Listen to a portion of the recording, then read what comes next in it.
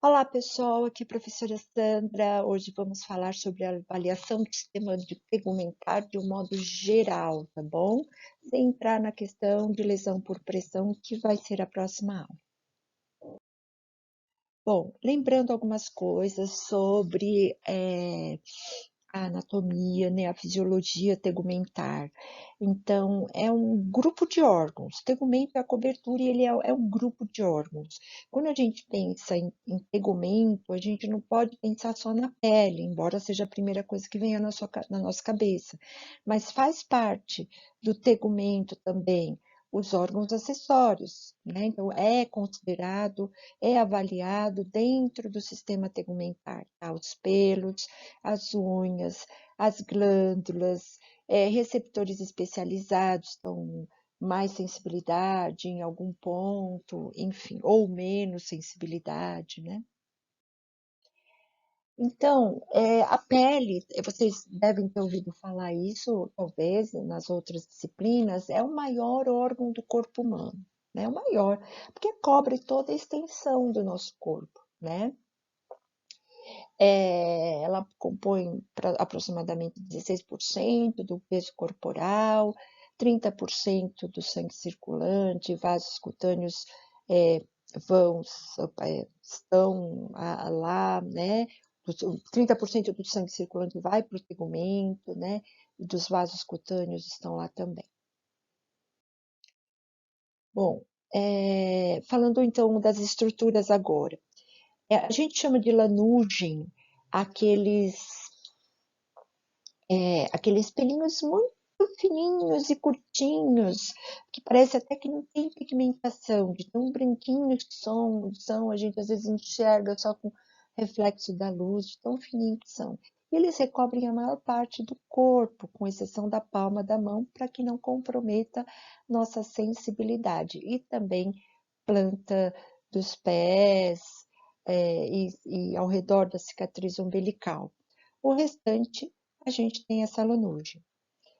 E tem os pelos, que são aqueles terminais que são mais grossos, espessos, como a gente vê nessa fotinho aí do lado, né?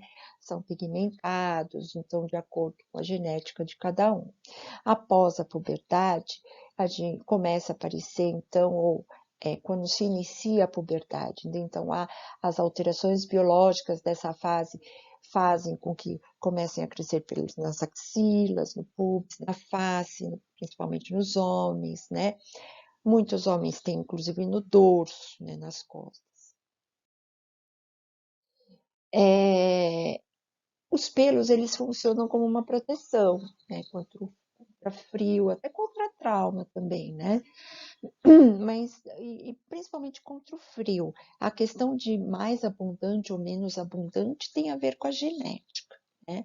Mas os pelos, eles estão inseridos aqui no, dá para ver por essa imagem, o bulbo piloso aqui no rodapé da imagem, né?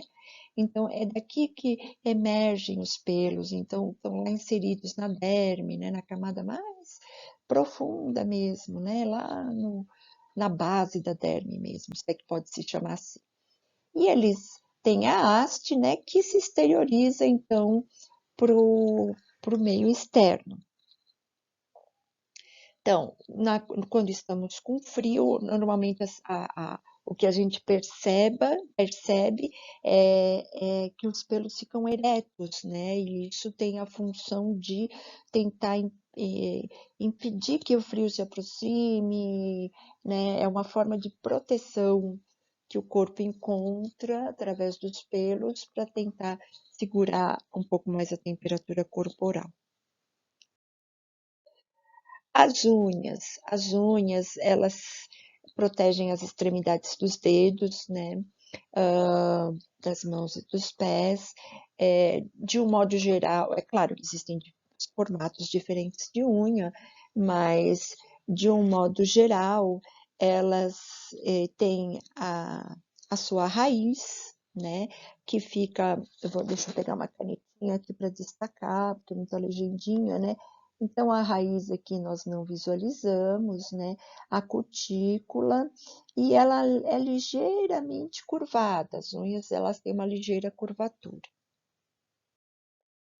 As glândulas sudoríparas e sebáceas são glândulas acessórias, elas estão distribuídas ao longo da derme também. As sudoríparas, como o próprio nome já diz, produzem suor, e isso ajuda a equilibrar a temperatura corporal. Quando está muito calor, a gente está num ambiente muito quente, a tendência é que a temperatura do corpo suba, então, como forma de equilibrar e a gente não ficar hipertérmico, as glândulas se contraem, né? Então, produzem o suor, e a gente elimina calor por aí. E as sebáceas produzem uma ligeira camada gordurosa, que fica na superfície da pele, que é uma camada protetora também, né? Evidentemente, tem pessoas que têm uma hipersecreção sebácea, então tem a pele extremamente gordurosa, né? Isso muito na fase da adolescência, mas às vezes até na fase aguda, tem pessoas que geneticamente têm essa predisposição. Aí seriam creminhos e tratamento dermatológico para equilibrar um pouco essa oleosidade, mas por uma questão estética mesmo. Bem, quando falamos em avaliar um paciente, sempre tem a questão da anamnese, né? Então, se ele procurou a gente por um problema, o serviço por um problema cutâneo, a gente vai perguntar a história prévia de alergia, se teve mudança na pigmentação, quando apareceu aquela pinta ou verruga, de repente, que está incomodando ele, enfim, se a pele está ressecada demais. A gente faz todas essas perguntas, né? Se ele bebe água, como que é a parte nutricional. Um item aí, né? Se tem alguma doença sistêmica associada, é sempre bom saber, né? Para todo paciente. Para fazer exame físico da pele, a gente precisa ter uma luz forte, preferencialmente luz branca, porque a luz branca não distorce coloração de nada, então a gente consegue ver melhor as coisas. De preferência, régua em centímetros, porque essa régua é interessante que seja descartável, ideal, né, que seja descartável. Quando a gente se encontrar presencialmente, eu levo para vocês verem uma régua descartável em centímetros para avaliar o tamanho daquela lesão, se houve evolução, principalmente se o paciente está internado, né? Se houve um aumento da lesão de um dia para o outro, não, e aquela reguinha fica só para o paciente. Luvas, lentes de aumento, às vezes são necessárias. A avaliação da pele, ela está integrada com o exame físico do paciente, então é uma coisa que é importante fazer, inclusive, principalmente em pacientes internados. O paciente internou por outro problema neurológico, nada a ver com pele, mas aquele paciente que está internado, principalmente os acamados, a gente vai abordar isso bastante na outra semana, em lesão por pressão, mas são pacientes que a gente precisa fazer avaliação tegumentar diariamente, para ver se está mudando alguma coisa, aparecendo alguma coisa, tá? Mas um paciente ambulatorial, consulta, né? Então, para que realmente eu possa avaliar, eu preciso pedir que ele tire meias, sapatos, para poder avaliar o meio dos artelhos, ver fissuras, ver presença de micoses, enfim. Na inspeção da pele, quando eu ver alterações de cor, então eu vou ver se é uma cor mais, tem áreas de hiperpigmentação, ou seja, a mancha é escura, ou hipopigmentação, a mancha mais clara, por exemplo, no vitiligo, existem áreas de hipopigmentação, a gente vai ver bastante foto a respeito, tá? Então, a gente busca modificações anormais na cor da pele, tá? Então, fora do contexto do restante da cor da pele daquela pessoa. Então, por exemplo, aqui nessa primeira imagem, o que a gente vê? Essa mancha, eu nem vou usar a canetinha para mostrar, porque dá para ver muito bem, que é o cloasma gravídico, né? Muito comum em algumas mulheres, né? Então, após a gravidez, elas ficam apresentando essa hiperpigmentação, né? E isso, e tem pessoas que às vezes têm até sem estar associado à gravidez, né? Mas aqui a gente está mostrando mais sobre coisas associadas à gravidez. E essa segunda foto, ainda uma barriga de gestante mesmo, já bem avançado, né, na gestação, essa linha no meio, que é a linha nigra, que é uma linha que surge e que depois some. Demora um pouquinho para sumir, mas ela some, aí volta completamente ao normal. Entretanto, o cloasma, ele pode aliviar, mas às vezes ele fica, e aí não tem jeito, só com tratamento dermatológico para aliviar isso. Estrias, as estrias, elas não têm problema relacionado à disfunção, né? O problema somente é estético. Se a pessoa aceitar as estrias, ok, né? Então, a gente vê aqui, na primeira imagem, aqui do lado de cima, deixa eu só apontar essa imagem aqui, né? Uma barriga gestante, e teve muitas estrias, né, durante a gestação. Você vê que são estrias novas. Em todas essas imagens aqui, a gente vê as estrias rosas, né? As estrias rosas, elas são as estrias novas, depois elas vão ficando mais marronzinhas e depois elas ficam brancas, né? Então, é quando existe um estiramento muito rápido da pele e a pele não aguenta e acaba rompendo e formando essas tão indesejáveis estrias. Pode acontecer também na adolescência, na fase do estirão, principalmente nas meninas, né? Então, desenvolveu muito glúteo ou muito peito, as mamas, né? E esse estirão pode levar às estrias para quem tem essa predisposição genética. Daqui para frente, gente, são só fotos, tá? Fotos. Então, a gente vai passando um pouquinho rápido, tá? Áreas de pigmentação, mas que são benignas, né? Não tem muito, não tem característica maligna, enfim. Então, na primeira imagem são as sardas, né? Você vê que parece até o rostinho de uma criança, o narizinho, né? Então, esse pigmento acastanhado tem a ver com deposição maior de melanina em alguns pontos, pode estar também relacionado à exposição do sol, sem proteção adequada, e abaixo, névoos. Névoos, talvez vocês tenham alguém em casa, algum de vocês até podem ter névoos, né? Ou alguém em casa que tenha. Também essa imagem de baixo, né? A proliferação de melanócitos, então eles têm essa cor mais escura, castanhada, fica levemente elevado, né? Mas você vê que ela tem uma certa simetria, né? Entretanto, apareceu uma coisa assim que não tinha, é bom procurar um dermato, né? Porque é bom ter certeza, assim, a gente tem as características clínicas de que a lesão deve ser benigna, mas vale a pena sempre uma investigação. Outras lesões ou áreas de manchas, né, de pigmentação benigna.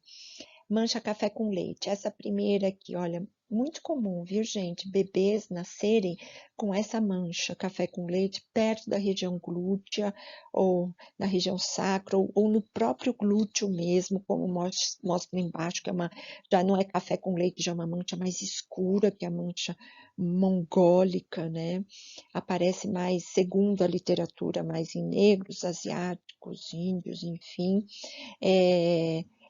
São manchas que somem, viu? São manchas que somem, demoram um pouquinho, mas somem. O pediatra normalmente, a criança já nasce assim, então o pediatra normalmente já causa um desconforto nos pais, mas o pediatra acaba, ou a enfermeira pediatra acaba orientando os pais que isso é benigno, que é tranquilo, que não é problema nenhum.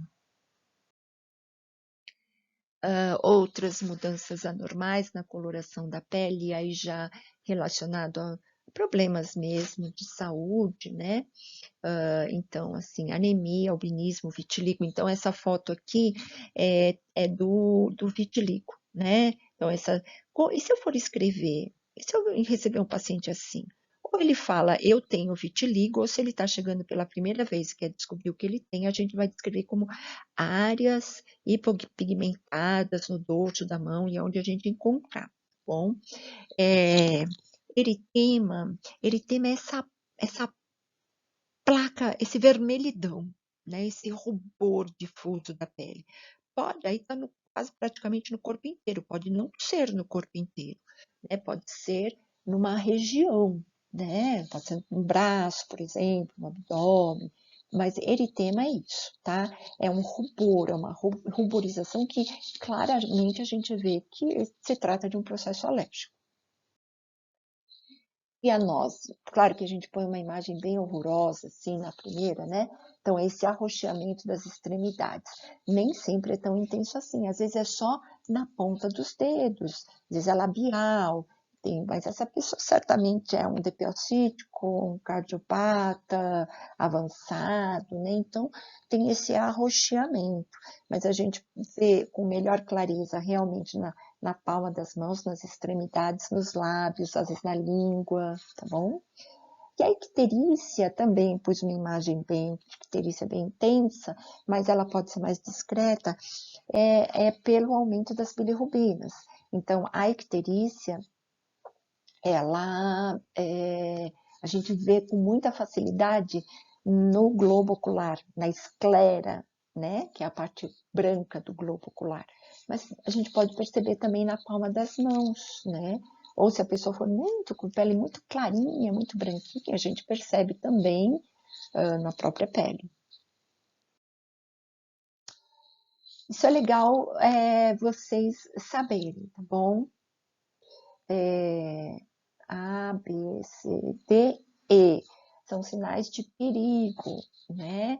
Então, quando eu vou avaliar uma lesão, assim, uma lesão pigmentada, digamos assim, quando que isso pode ser um sinal de perigo? A, de assimetria. Lembra que aquele névoa era relativamente simétrico, né? Então, eu vejo assimetria. Ela não é redonda, ela não é oval. Eu não consigo descrever uma forma geométrica para essa lesão. Isso é assimetria. B, borda irregular. Também. Então, não tem aquela borda assim linear, sabe? Não, é toda irregular, sabe? Também sem uma definição de limitação, né? Cor, ao invés de ter aquele névoa, tinha uma cor única, era marrom, lembra? Acastanhado.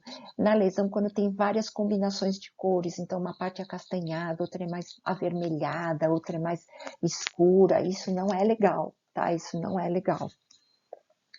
Pode ser um sinal de malignidade. Diâmetro superior a 6 milímetros, daí a reguinha é muito útil. E evolução, né? Evolução, então, é o acompanhamento. Eu só vou saber da evolução do acompanhamento, né? Então, houve modificação no tamanho, ou a própria pessoa diz, olha, há um mês atrás começou, era do tamanho, muito pequenininha, parecia assim uma cabecinha de uma agulha, essas de costura, sabe? E agora já está desse tamanho. Então, houve modificação no tamanho, apareceram novas lesões, tem outras sensações associadas, coceira, né, que é o prurido, queimação, sangrou alguma vez. Então, A, B, C, D, E, tá bom? Esses são sinais de perigo. Se não tiver enquadrado em algum desses, possivelmente é benigna, mas eu particularmente acho que sempre vale a pena investigar. Mas sem dúvida alguma, se tiver uma dessas características, a gente está frente a uma coisa que pode não ser muito legal. Bom, a gente palpa a pele mais para ver umidade, temperatura, textura, espessura, para avaliar edema, turgor, né? E até, né, de uma certa forma, higiene, embora a higiene a gente possa até ver pela inspeção, né, avaliar pela inspeção.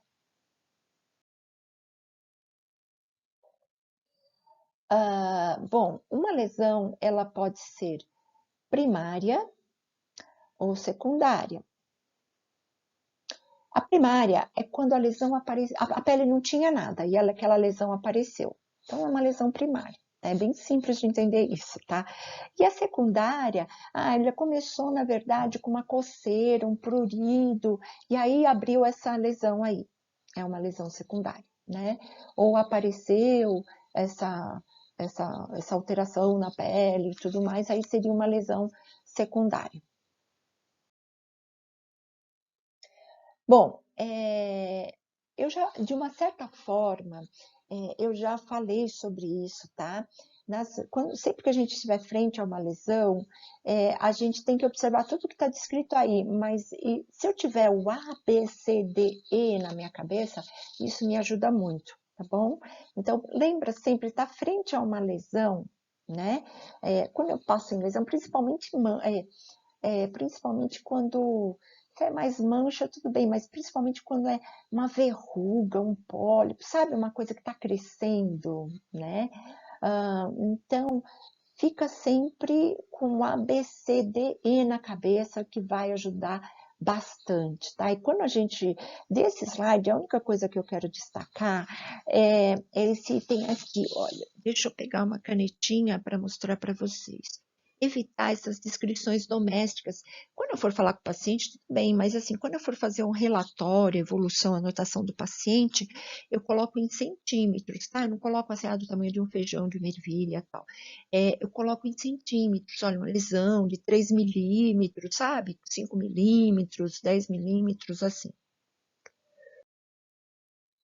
Então, aqui alguns exemplos de lesão cutânea primária, né? Então, a gente tem a mácula, aqui nessa cavidade oral, né?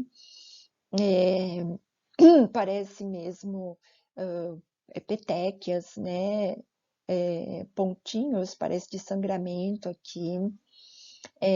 Então, isso é uma mácula, né? A diferença entre mácula e mancha, quando eu posso usar um ou outro, né? Mácula e mancha tem coisas em comum. Então, houve mudança na cor da pele ou mucosa. Pode ser mácula ou mancha, tá? Mas a gente usa a palavra mancha quando é maior de 1 centímetro. E mácula quando é menor que 1 centímetro. É mais isso, viu, gente? Mais uma questão. Tá? Mas se sem querer eu falar uma mancha de meio centímetro, tá errado? Não tá exatamente errado, mas existe esse termo aí, a mácula, tá bom? Algumas lesões cutâneas primárias. Então, a pele era íntegra, não tinha nada, aí, puf, apareceu, tá bom? Então, pólipo cutâneo na região da axila, muito comum, isso é bem benigno, viu?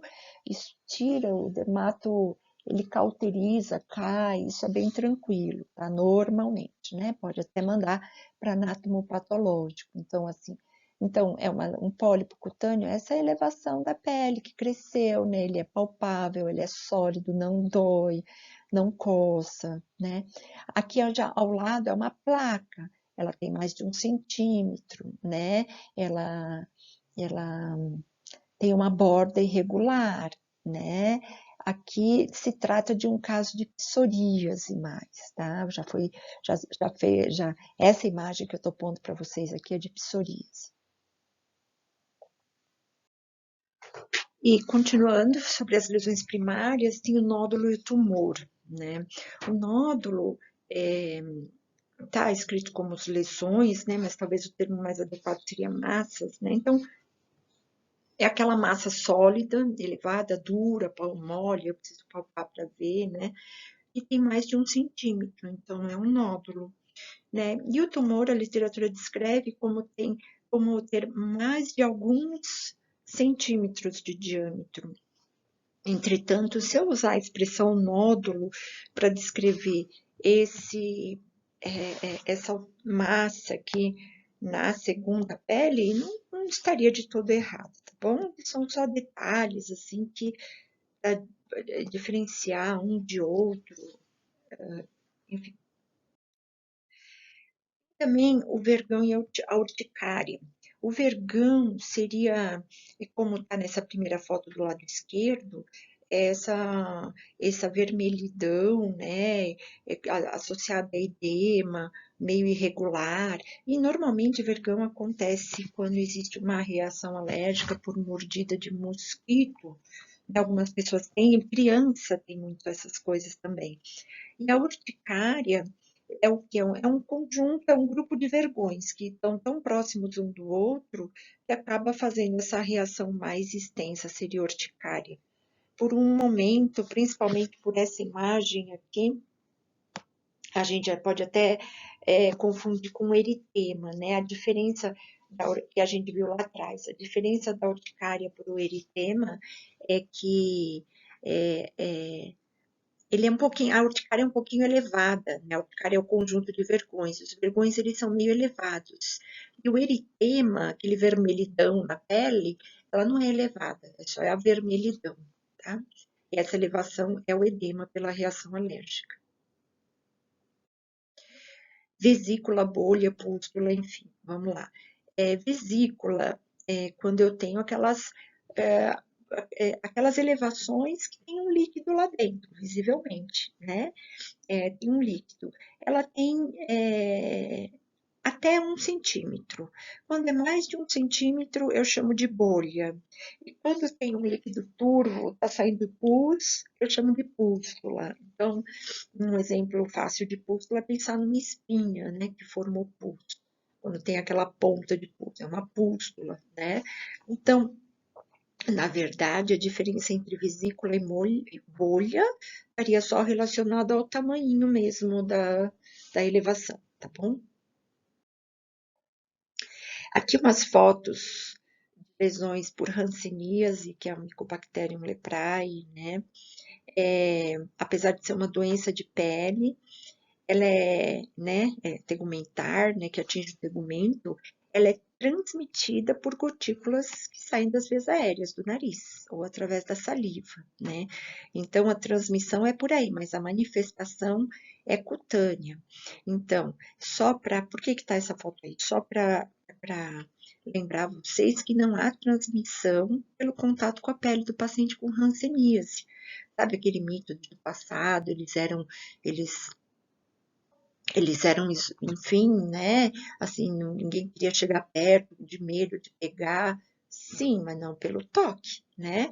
Então, a transmissão por gotículas, ok?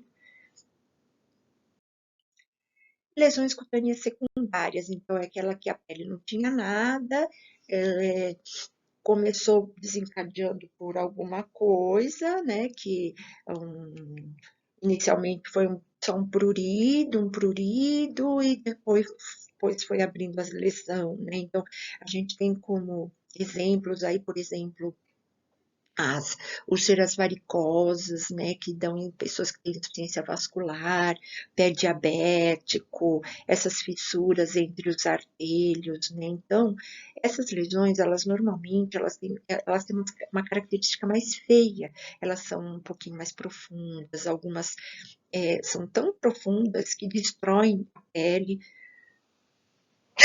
Ai, desculpa.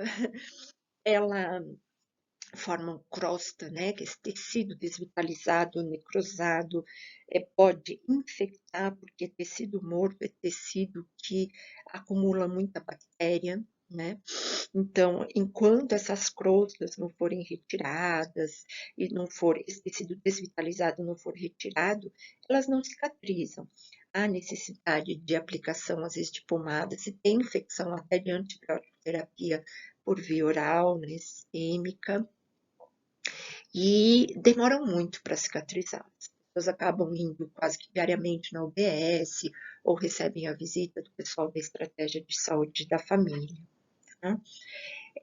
Isso entre os artelhos, nessa foto aqui de baixo, né, entre os dedos do pé, é fissura, né? A fissura é, na verdade, uma fenda, né? Então começa com uma fissurinha, parece um rachadinho, e que aí vai evoluindo até ficar essa coisa horrível que está aí, né? Chega até a ter um odor fétido.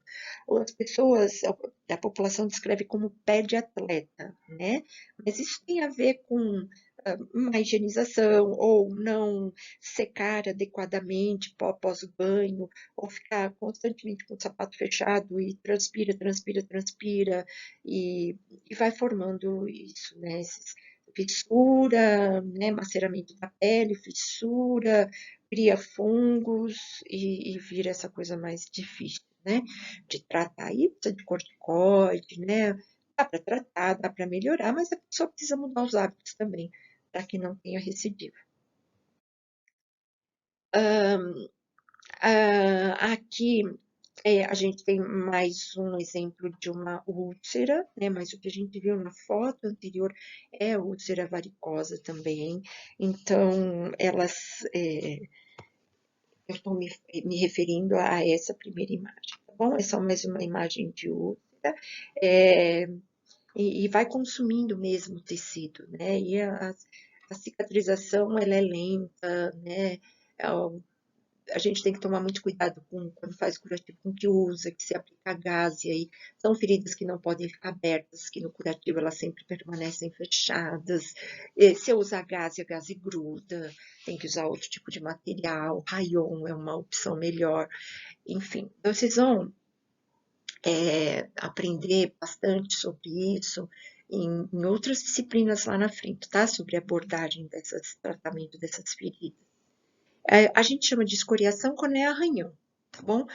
As escoriações podem vir por ressecamento de pele, a pele seca, coça muito e acaba fazendo escoriação, ou por trauma mesmo, tá? A gente descreve como escoriação, bem tranquilo o processo de cicatrização. É importante não retirar as crostas, para deixar elas caírem sozinhas, né? Senão demora mais a cicatrização. É isso que eu tinha para falar com vocês sobre lesões. Eu agradeço muito a atenção e até a próxima.